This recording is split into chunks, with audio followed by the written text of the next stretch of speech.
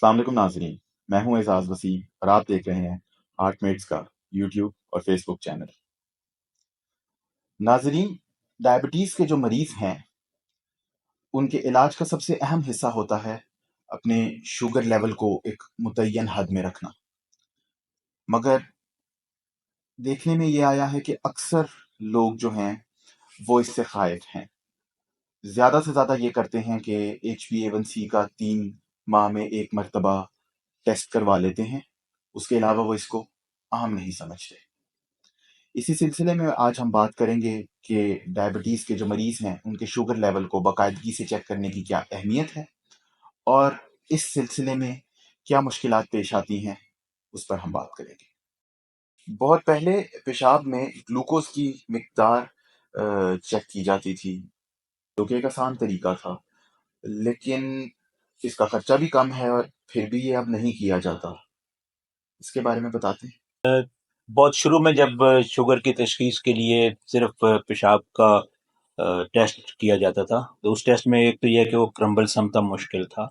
उसमें आपको पेशाब भी लेना है और साथ उसके अंदर कुछ एक मैग्नेटिक सोल्यूशन डालना है, फिर गर्म करना है और फिर उसका रंगत में तब्दीली को देखना है। और जो मेरी उम्र के लोग हैं उन्होंने अपने बचपन में बाथरूमों में शुगर के मरीजों के पास ये टेस्ट करने का सामान देखा होगा। दूसरा ये है कि उसके बाद फिर एक वो स्टेप्स बन गई और स्टेप्स को के ये भी कुछ आसानी हो गई, लेकिन स्टिल बहुत कन्वीनियंट नहीं है आपको करने के लिए।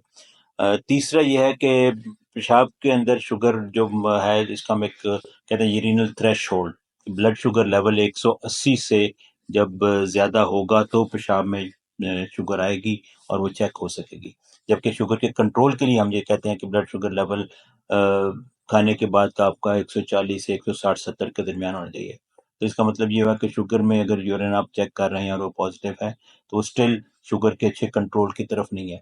और फिर जैसे-जैसे अब आसानियाँ हो गई कि ब्लड शुगर चेक करने के लिए ग्लूकोमीटर और आलात दस्तयाब हो गए हैं, तो ये थोड़े कन्वीनियंट भी हैं और ज़्यादा रिलायबल भी हैं और ये डायरेक्टली ब्लड शुगर लेवल के साथ बेहतर मैच करते हैं। इससे मेरे जहन में एक सवाल ये उभरा है, क्या पेशाब की शुगर और ब्लड शुगर जो है ये दो अलग अलग बीमारियां हैं? नहीं, बिल्कुल ऐसा नहीं है, बल्कि चूंकि पुराने ज़माने में शुगर चेक करने के लिए सिर्फ यूरिन ही टेस्ट होते, तो लोगों का ख्याल था कि यूरिन में शुगर आने का मतलब शुगर की बीमारी है।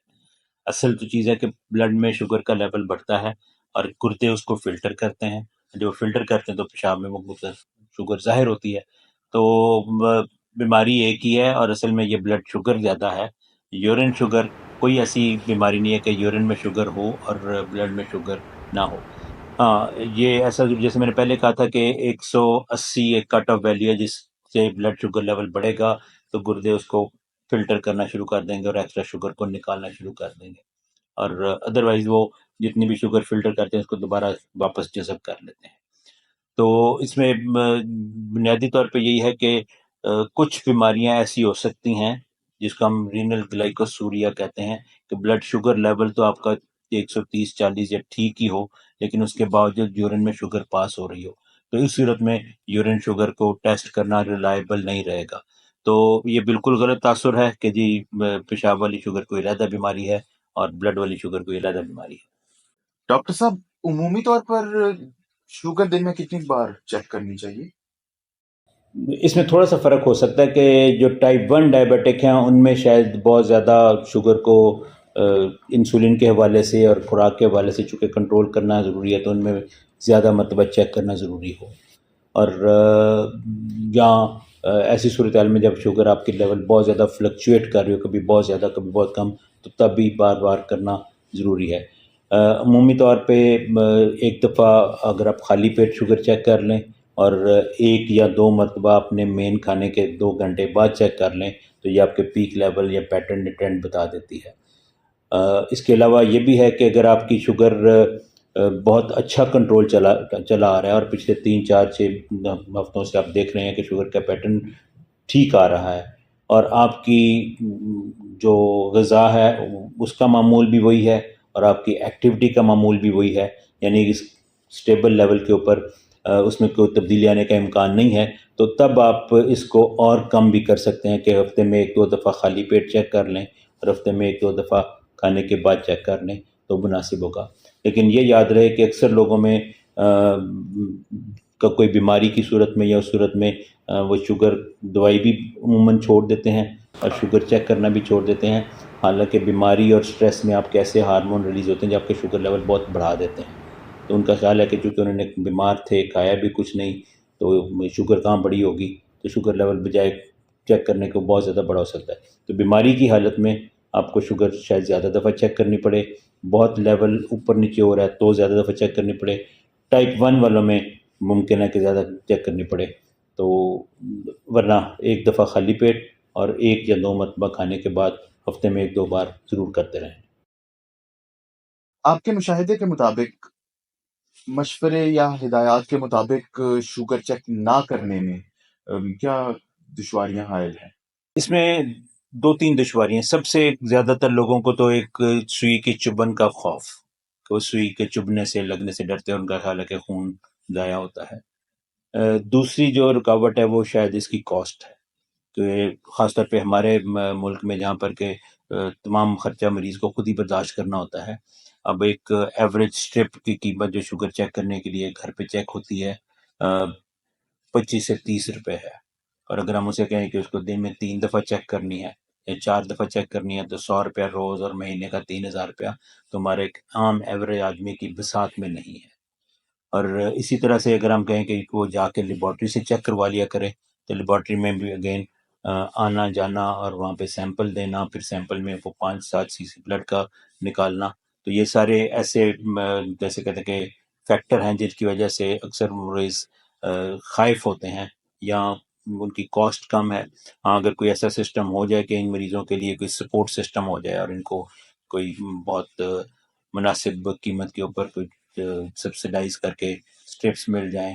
ایک آخری سوال ڈاکٹر صاحب، کیا سوئی چبھوئے بغیر بھی بلڈ شوگر کا کوئی ٹیسٹ ممکن ہے؟ یہ بتا دیجیے.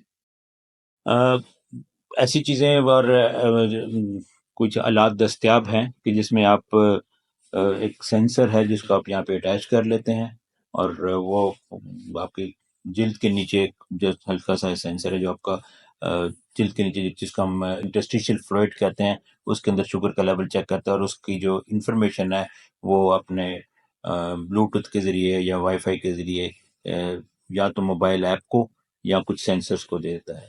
لیکن کاسٹ اس کی کافی زیادہ ہے، مطلب وہ عموماً اس کا کوئی 10,000 کے قریب خرچہ پر منتھ صرف اس کی سینسر کو، اور وہ سینسر بھی ہر 14 دن کے بعد بدلنا ہی پڑتا ہے، یہ نہیں ہے کہ وہ پرماننٹ ایک سینسر لگ جاتا ہے.